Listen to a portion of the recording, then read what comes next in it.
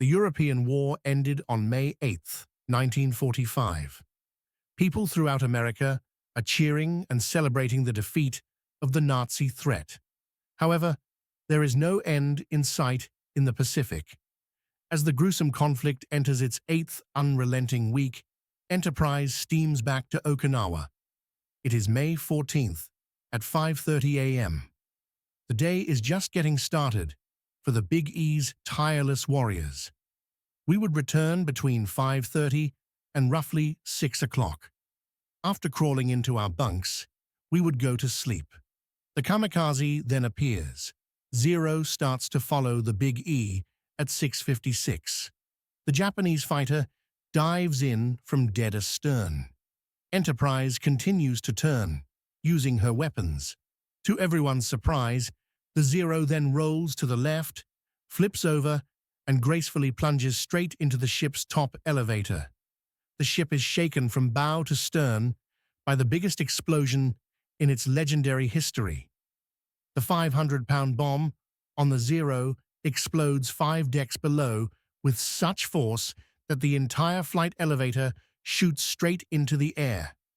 The incredible moment when a 15-ton elevator is launched over 400 feet straight up by the explosive power of a single kamikaze is captured in a photograph taken from the nearby USS Washington.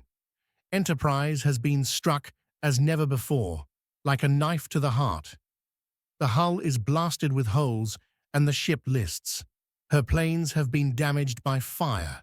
Repair workers evaluate the damage as the injured giant hobbles away from the battleground.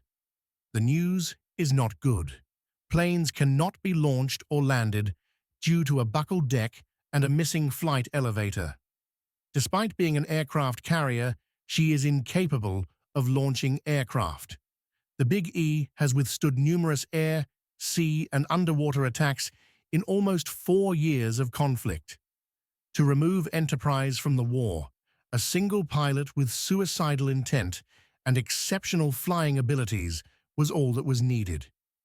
The injured Enterprise has to go back to the States, Bremerton, Washington, for repairs, not just at Pearl Harbor. Pedro Sandoval. For us, the war ended there. The war was still raging, so we didn't want to leave, but the ship's condition prevented us from operating. When the Japanese surrendered in August, Enterprise was still in dry dock. When Lloyd and I entered a Bremerton pub for a beer, someone rushed in and declared that the war was over. The conflict is over. And it was a wonderful feeling, I must say. On the deck of the battleship Missouri in Tokyo, the Emperor's delegates signed the unconditional surrender. Kamikaze Admiral Onishi apologizes in a letter to the 4,000 pilots he sent to their deaths on the day of the surrender.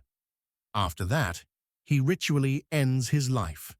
The protracted conflict is over.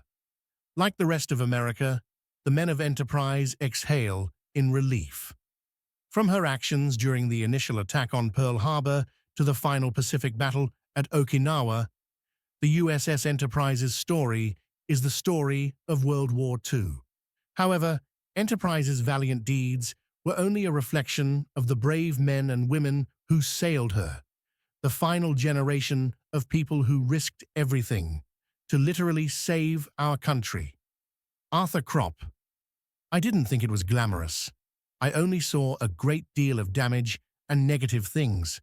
War isn't glamorous, but it's worth fighting for this nation. That is the reason we do it. Many people now approach me and express gratitude for my actions. Thank you. We wouldn't be here if it weren't for those guys, Alan Pietraszewski said. On the back of their sacrifice, we ascended. My tradition is their history, and I wouldn't even be here to fight if it weren't for the sacrifices they made. One of democracy's greatest weapons was the USS Enterprise, a deadly and ferocious machine designed to win a catastrophic war. The Big E, however, was more of a home to her men than a weapon. To me, it resembled a large mother hen. When you returned from a 300-mile search, you would see the small beacon flickering, and you would return to the ship after focusing on that beacon.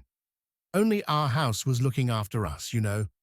As long as her stories are told, and there are Americans who remember, Enterprise and her brothers will continue to stand as examples of bravery, sacrifice, and tenacity. Even if Enterprise disappears and her men perish, she will still rank among the most decorated, brave, and combative ships in U.S. history. The USS Enterprise's tale is one of valor and selflessness. Stay connected to history by subscribing to our Echoes of the Past channel if you want to hear more amazing historical tales.